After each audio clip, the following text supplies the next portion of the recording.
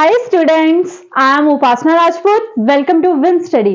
तो स्टूडेंट्स कैसे हैं आप सब? आई होप आप सब अच्छे होंगे। ठीक है, तो आज हम स्टार्ट करने जा रहे हैं बिना टाइम वेस्ट किए हुए एक्सरसाइज 13.2 का क्वेश्चन नंबर 5। तो स्टूडेंट स्टार्ट करते हैं। हमें क्वेश्चन नंबर 5 में क्या पूछा है?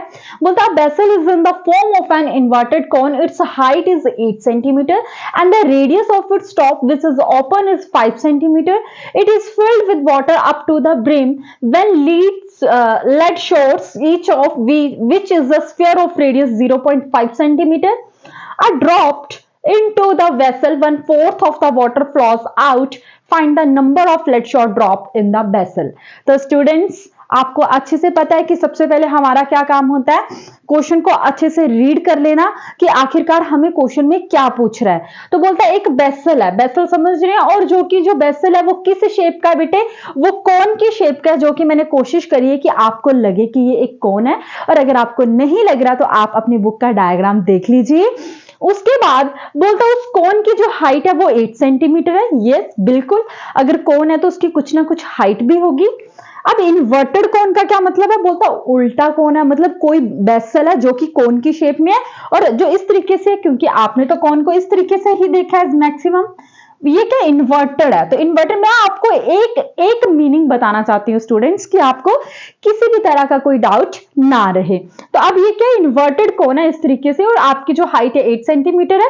अब कोन है तो उसकी कुछ ना कुछ रेडियस भी होगी जो कि 5 सेंटीमीटर है। बोलता है it is filled with water up to the brim. इसका मतलब ये है कि इसके बीच में क्या है? पानी है जो कि ऊपर तक भरा हुआ है। ऊपर तक क्या है? भरा हुआ है पानी। ठीक है, बोलता है when lead shorts each of which is a sphere of radius 0.5 centimetre. बोलते हैं lead shorts मतलब इसके बीच में बहुत सारी गोलियां डाली गई हैं जो कि इस शेप की होंगी। ऐसे ही होंगी ना, गोली ऐसे ही होगी। वो वाली गोली नहीं जो हम एक बोलते हैं मैं तो जो बाहर देख गोली मार दूंगा, वो वाली गोली की बात नहीं कर रही है। ये वो गोली है जब आप बच्चे बीमार हो जाते हैं, खाते हैं ना आप ऐसे करके, फिर जीभ पे रखते फिर नखरे करते हैं। ये मैं उस गोली की बात कर रही हूँ। ओके, तो आप दूसरी गोली ना समझें।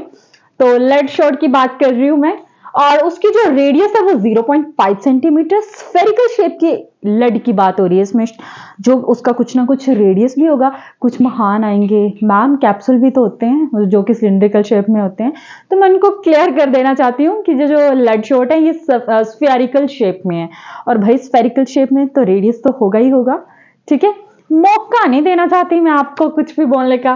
बोलता I dropped into the vessel 1/4 of the water flows out. Find the number of the lead shot dropped in the vessel. अब देखो बेटा, मेरी बात को ध्यान से समझने की कोशिश कीजिएगा।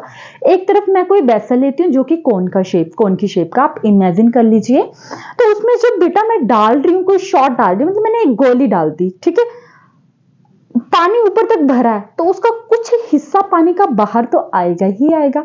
और फिजिक्स है, जैसे कि मैं फिजिक्स स्टूडेंट हूं, स्टूडेंट तो क्या ही, अब तो हम हो गया। लेकिन मैं आपको बता रही हूँ कि जैसे आप फिजिक्स में भी आपने पढ़ा होगा कि जब आप कोई चीज अंदर डालते हो तो वो खुद अपनी जगह बना ही लेती है। उसी तरीके से जब आप इस लेड शॉट को उस पानी के अंदर डालेंगे तो वो भी अपनी जगह कुछ इस तरीके से एडजस्ट होने की कोशिश करेगी। समझ आ रहा है मैं क्या बता रही हूँ? पूरा फील मान लो, ऐसे फील लेकर करो कि वो एडजस्ट हो रही है गोली उस पानी के अंदर, तो कुछ पानी का हिस्सा बाहर भी तो आएगा। समझ आ रहा है? और जो आपने चीज अंदर डाली होती है वो तो अपनी जगह बना ही लेती है। पानी का कुछ हिस्सा बाहर भी तो आएगा। बोलता 1/4 of the water flows out. अब बात ये है, उस कोन में से 1/4 मतलब उस पानी में से 1/4 हिस्सा पानी का बाहर आ गया है। अब बात यह है कि उसमें कितनी गोलियां डली होंगी कि पानी का 1/4 बाहर आ गया। समझ आया मैं आपको क्या बताने की कोशिश कर रही हूं?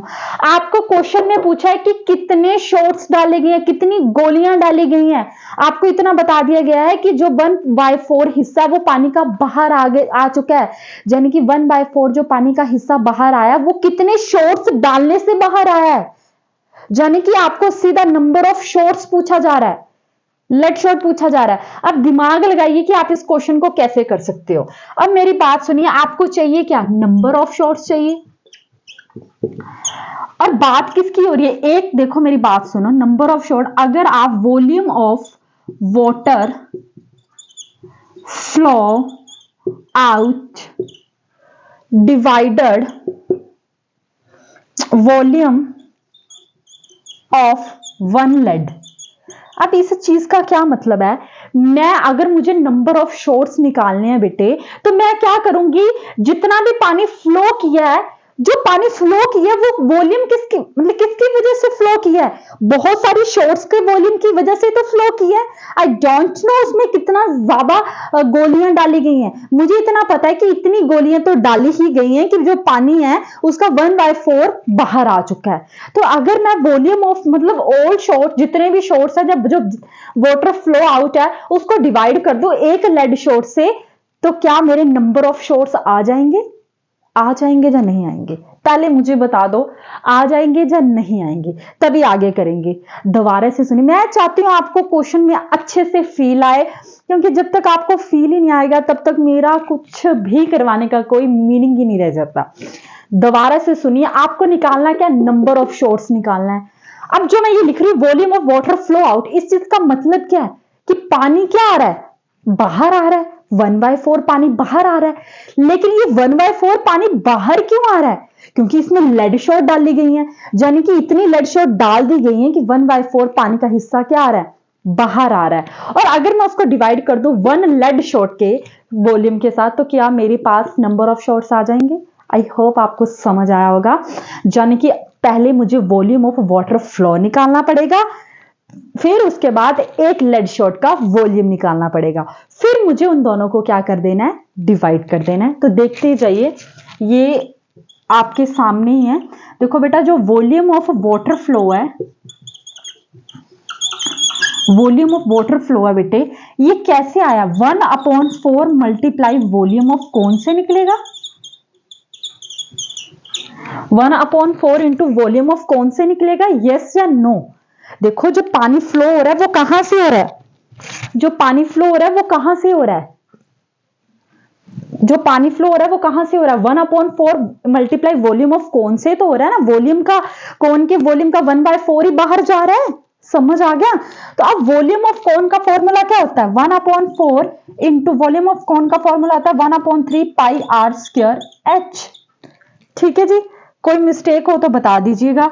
1/4 मल्टीप्लाई 1/3। अब कई बोल रहे हैं मैम आपका क्या काम है फिर, तो क्या हुआ, इंसान हूं, गलती तो मेरे से भी हो जाती है ना यार। 1/3 इंटू 22/7 मल्टीप्लाई रेडियस।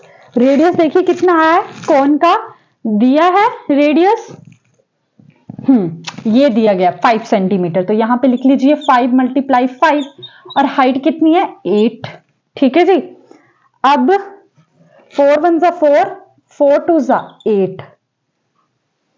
ठीक है, तो अब 22 इंटू 5 इंटू 5 इंटू 2/21, तो 5 2 जा 22 को 5 के साथ मल्टीप्लाई कीजिए, 5 2 जा 10, 1 बचे 5 2 जा 10 11, और 110 आ गया इसको, और इसको मल्टीप्लाई करो इसके साथ 10 के साथ, कितना आ गया 0 0 0, पता तो खैर मुझे है, 0 1 1 1 0 0 1 1।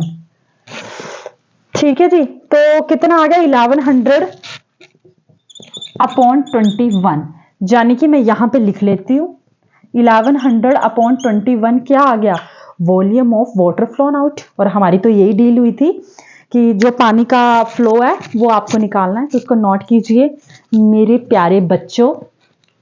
ठीक है, मैं रेज कर रही हूँ क्वेश्चन, आई होप आपको क्वेश्चन से कोई मतलब नहीं होगा।